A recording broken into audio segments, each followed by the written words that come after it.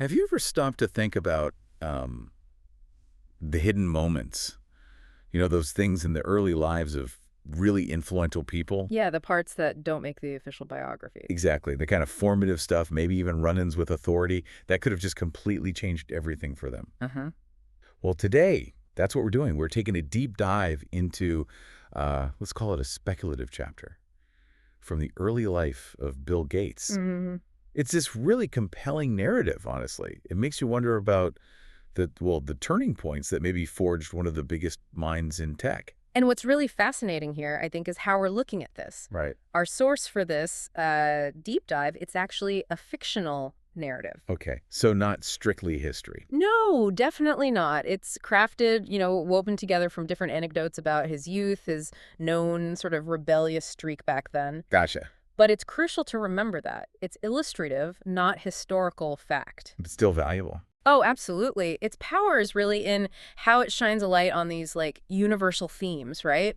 Personal challenges, consequences. Redemption even. Exactly. Redemption. It shows how adversity, maybe especially when you're young, it could become the fuel for ambition later on. Like a catalyst. Precisely. It gives us a lens, Yeah. a way to think about how those early bumps in the road might just weave into the bigger story. That makes sense. Uh, Seeing it as fuel. I like that. So, okay, our mission today then is basically to explore that. Mhm. How this one specific night, according to this narrative, a night of teenage mischief, Right. how that plus some complicated family stuff, and then this really surprising twist, Yeah. how all that could have maybe profoundly shaped Gates' famous drive. And maybe even the start of Microsoft itself. Yeah, exactly. Played a role in the very genesis of Microsoft. We're exploring how those early confrontations, the stuff you'd probably rather forget, Yeah. can sometimes be the unlikely spark for something huge later on, finding those hidden connections. Okay, let's dive in. All right. So let's set the scene. We're talking early 1970s. Okay. Pre-Microsoft, obviously. Way pre. Oh, yeah, way before. This isn't the Bill Gates we picture now, the philanthropist, the global tech figure. No, this is teenage Bill. Teenage Bill, full of that intense energy, and he's with his friend Paul Allen. Ah, okay. Paul Allen's there too. He is.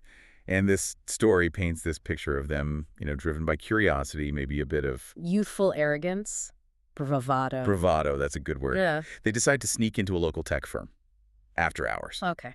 Risky. What for? Well, the narrative says their motive wasn't really malicious. It was just the thrill. Hacking a mini computer for fun. For fun, right? Just exploring, pushing boundaries. Exactly. I mean, who hasn't pushed a boundary or two, right? Maybe not breaking into a tech firm, but Huh. Yeah, maybe just sneaking out past curfew. This is slightly higher stakes. definitely higher stakes. And for them, a mini computer back then, that was like the frontier. A puzzle. A challenge, yeah. A portal to this whole new digital world that was just starting. Right. But, push boundaries like that. Especially Unauthorized ones. There are consequences. Usually are. They got caught red-handed. Oh, boy. And it wasn't just, hey, kids, go home. The story says they were hauled off to juvenile detention. Wow. Juvenile detention. Yeah. Think about that. Bill Gates spending a night in juvie. That is genuinely shocking to imagine. It really stands out. It really does. It makes you stop and think, okay, what did that feel like? And what did, shift inside him? Absolutely. My first thought goes to the psychological impact on this incredibly bright, but maybe rebellious kid. Right. And if we connect this back, like the narrative suggests, to the bigger picture, this incident, this legal mess, it really highlights those traumatic family dynamics the story mentions. Okay, tell me more about that. Well, you can just imagine the scene at home, right? Yeah. The emotions. His mother, for instance. The story describes her frustration with his defiance. So maybe it wasn't the first time? Hints of ongoing tension. It could hint at that, yeah. Maybe a clash between his, unconventional way of thinking and... Parental expectations. Worry. Exactly. Disappointment, fear for his future. Who knows? But then there's his father. Okay. The narrative brings him in with this quiet wisdom. Kind of wisdom. What does that mean in this context, do you think? Well, I wonder, right? Was it a stern lecture? Or something different, maybe a conversation about responsibility. Channeling that energy, maybe? Perhaps. The difference between curiosity and real-world consequences. Challenging him to use that brain power for, legitimate stuff. Makes sense. So it's not just punishment. No, the story frames it more like a crucible. A tough moment, a low point for sure. But one that plants seeds. Could be.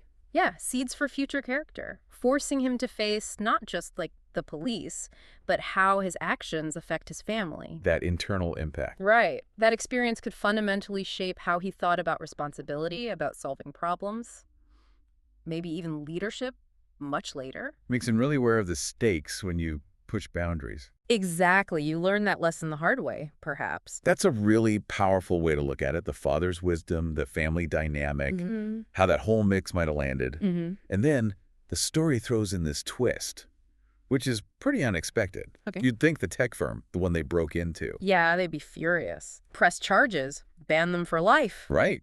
Tell them to go take up knitting or something. Yeah. But no. According to this narrative, the incident actually sparks an alliance. An alliance with the company they hacked. With the owner of the company, yeah. He apparently saw something in them. Beyond the mischief. Yeah, maybe the raw talent, that passion, that drive, even if it was misdirected. Okay. And he makes this choice. Instead of punishment, he takes on a mentorship role. Wow. That is a twist. That's huge. Isn't it? Totally transformative. So instead of just facing the consequences, Bill gets this crucial guidance. On what specifically? The narrative says on ethical innovation. Ethical innovation. Okay, that's specific and really relevant. Super relevant. Think about it. Learning about the responsibility that comes with making software, with building tech that people use. Right after you've just, messed with someone else's tech illegally. Exactly. Imagine learning early lessons about code integrity, system reliability. Scalable architecture. The foundations. All that stuff. Things that would be absolutely critical if you were, say, going to build an operating system used by billions. Like Windows. Yeah. So you can almost see how this early exposure, learning to channel that brain power constructively, ethically, could echo through his whole career, especially as Microsoft got bigger and bigger. Yeah, shaping how he thought about building things responsibly.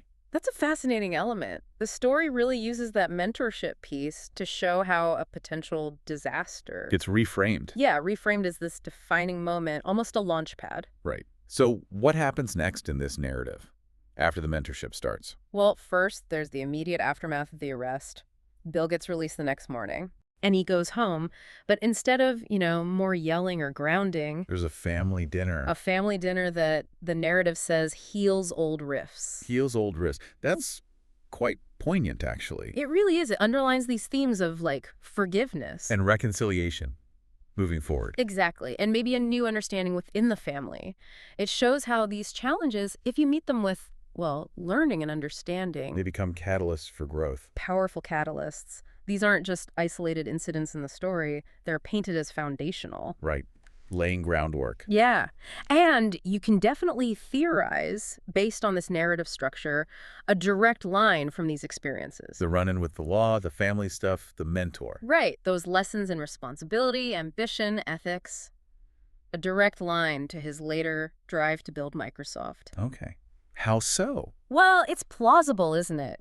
That maybe the desire to prove himself, to channel that rebellious spark into something massive and constructive, It was maybe cemented during this period? could have been deeply ingrained then, yeah. Maybe hacking a system for fun, then being caught how to build one ethically. Because it's a unique perspective. An unparalleled perspective, maybe.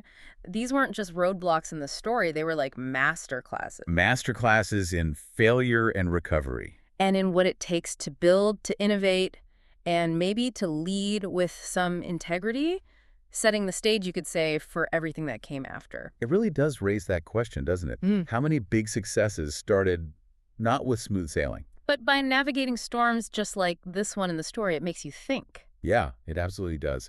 Seeing these masterclasses shaping that drive, it's compelling.